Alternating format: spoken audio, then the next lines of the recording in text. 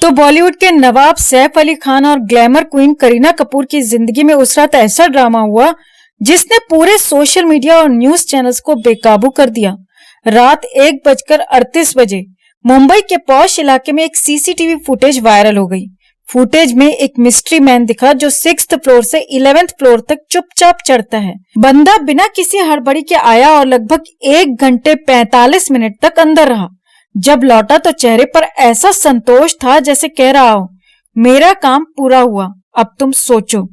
अब यहाँ से कहानी के असली मजे शुरू होते हैं। सैफ अली खान, जिनकी रॉयल छवि को देखकर लगता है कि वो चाय भी सोने के कप में पीते होंगे, उस रात एक चोटिल नवाब बन गए। जी हाँ, सैफ को चोट लगी और वो सीधे रिक्शे में बैठ गए। अब सवाल यह है कि सैफ जैसे शाही आदमी को रिक्शा क्यों लेना पड़ा? क्या उनकी BMW खराब हो गई थी, या फिर ड्राइवर ने बोल दिया भाई रात के डबल चार्ज लगेंगे?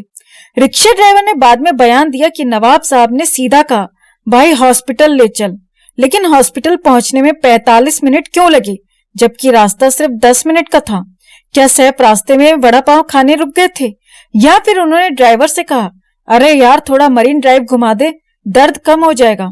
अब आते हैं करीना कपूर पर। करीना, जो हमेशा अपने स्टाइल और ग्लैमर के लिए लाइमलाइट में रहती हैं, उस रात इंस्टाग्राम पर पार्टी ऑन पोस्ट कर रही थी, लेकिन इस पोस्ट को 10 मिनट बाद डिलीट क्यों कर दिया गया?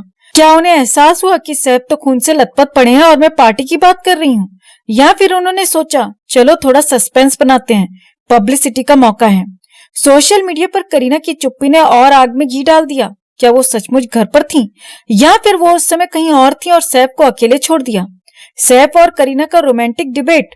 घटना के बाद सैफ ने बयान दिया कि करीना घर पर ही थी, लेकिन सवाल ये उठता है अगर करीना घर पर थी तो उन्होंने सैफ की मदद क्यों नहीं की? क्या वो उस समय कोई स्किन केयर रूटीन कर रही थी और सैफ को कहा बेबी थोड़ा इंतजार करो, मुझे ये फेस पैक नहीं खराब करना? और अगर वो मदद कर सकती थी तो पुलिस को कॉल करने में इतना वक्त क्यों लगा? क्या दोनों बैठकर मिस्ट्री मैन के साथ टी पार्टी कर रहे थे?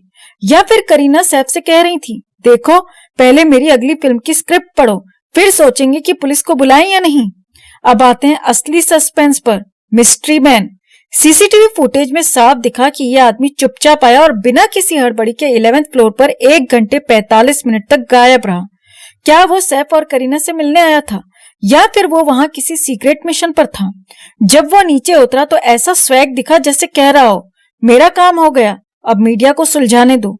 कहीं ऐसा तो नहीं कि ये आदमी करीना के पुराने क्रश का भूत था जो सैफ से बदला लेने आया हो? या फिर ये सैफ की पिछली फिल्मों के फ्लॉप प्रोड्यूसर्स में से कोई था जो अपना पैसा वसूलने आया हो? इस पूरी गाथा में रिक्शा वाला भी एक दिलचस्प किरदार बन गया। उसने पुलिस को बताया कि सैफ बहुत शांत थे। अब सवाल यह है कि खून से लथपथ आदमी शांत कैसे हो सकता है? कहीं सैफ कह रहे थे भाई थोड़ा धीरे चलाना, नवाबों को झटके नहीं पसंद? घटना के बाद करीना ने मीडिया से कहा मुझे कुछ नहीं पता, मैं तो घर पर नहीं थी। लेकिन सवाल यह है अगर उन्हें कुछ नहीं पता तो सीसीटीवी फुटेज में वो बालकनी में क्यों दिखी? क्या वो वहां से मिस्ट्री मैन को गाइड कर रही थी, ये दरवाजा खोलो, वो चाकू वहां है? इस पूरे मामले ने सैफ और करीना की शादीशुदा जिंदगी पर भी सवाल खड़े कर दिए। क्या ये सारा ड्रामा उनकी पर्सनल लाइफ का नतीजा था, या फिर ये बॉलीवुड की अगली फिल्म का प्रमोशन है?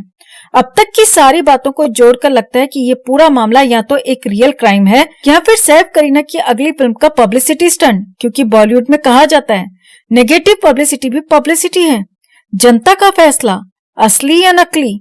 दोस्तों अब ये आप पर है। क्या आपको लगता है कि सैफ और करीना इस मिस्ट्री के शिकार हैं, या फिर ये उनका डिजाइन किया हुआ ड्रामा है? कमेंट में अपनी राय जरूर दें और चैनल को सब्सक्राइब करना ना भूलें, क्योंकि यहाँ हर मिस्ट्री का जवाब मिलेगा, मजेदार और सटायर के साथ।